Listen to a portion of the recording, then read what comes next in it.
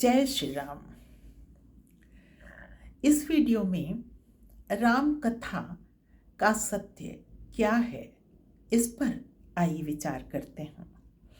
भारत भूमि ऋषि परंपरा और कृषि परंपरा का समुच्चय है। राम ऋषि परंपरा और सीता कृषि परंपरा के प्रतीक हैं। भारत का भा ज्ञान के प्रकाश का द्योतक है और रथ डूबा होना या निमग्न होना का पर्याय है। भारत का शाब्दिक अर्थ है ज्ञान की आभा में डूबा रहने वाला देश या धरती।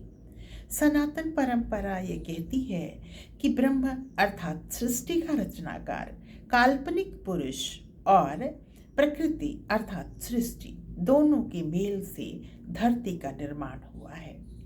सीता राम उसी के पर्याय हैं। सीता धरती या प्रकृति का प्रतीक है तो राम परम ब्रह्म का प्रतीक है।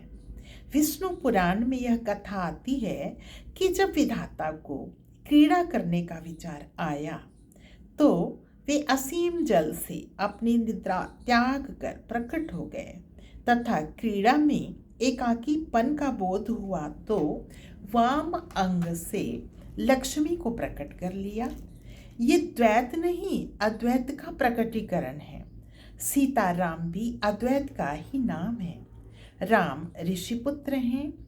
ऋषि श्रृंगी के पुत्रेष्टि यज्ञ से राम का जन्म हुआ है तो सीता धरती की पुत्री हैं, क्योंकि महाराजा जनक को हल चलाते समय वे प्राप्त हुई थीं। भारत भूमि सत्य ज्ञान के अन्वेषण के लिए जानी जाती है। जिस प्रकार पूर्व दिशा में उदित सूर्य धरती को प्रकाश का दान देता है, उसी प्रकार पूर्व का देश भारत दुनिया को सत्य ज्ञान का प्रकाश देता है।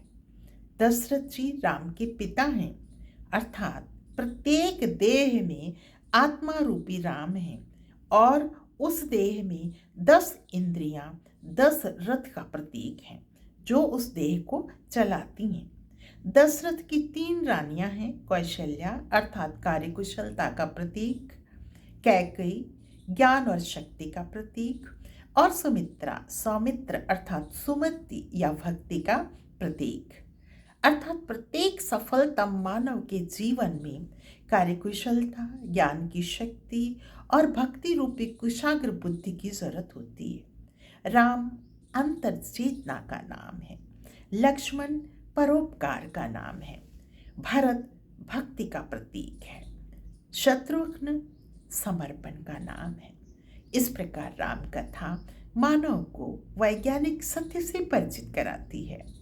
इसके हर पात्र का अपना महात्म्य है जो कि प्रतीकों के माध्यम से मानव मात्र को श्रेष्ठ जीवन जीने की सीख प्रदान करते हैं। सामान्य जन अपनी दुर्मुखी सोच के कारण राम के कृत्यों पर प्रश्न चिन्ह लगाते हैं। उन्हें पता नहीं कि भारतीय सनातनी परंपरा में प्रतीकों पर्यायों के माध्यम से तथ्यों के प्रस्तुतिकरण की तकनीक रही है। अब उन तथ्यों को आपके ज्ञान चक्षु कैसे देखते हैं आप पर निर्भर करता है, पर यह तो सत्य है कि इस सृष्टि की संरचना एवं संचालन में किसी विराट सत्ता का हाथ है, क्योंकि नहीं होता तो आपकी देह जैसा क्लिष्ट यंत्र का निर्माण कौन करता। पर्वत पाषाण नदी जल वृक्ष लताएं पशु पक्षी जीव जंतु आकाश वायु पृथ्वी चांद सितारे अग्नि अर्थात जो कुछ भी द्रष्टव्य है या अदृश्य है, इनकी भीतर की क्रिया प्रतिक्रिया कौन करता। यद्यपि भौतिक विज्ञान इसे नहीं मानता, परंतु कुछ चीजें विज्ञान की कसौटी से भी परे हैं, वहां पर विज्ञान भी मौन हो जाता है। तब आध्यात्म विज्ञान में इसका उत्तर ढूंढना पड़ता है। आज सदियां बीत गईं, आध्यात्मिक विज्ञान पर अनुसंधान जारी है। यह ऐसा विज्ञान है जिसका पार पाना मुश्किल है, फिर भी संत समाज निरंतर उस सत्य की खोज में संलग्न है। हम आप जैसे सामान्य जन ईश्वर एवं ईश्वरत्व पर प्रश्न उठाते हैं, जबकि भारत की संत परंपरा ने इसे सदा स्वीकारा है।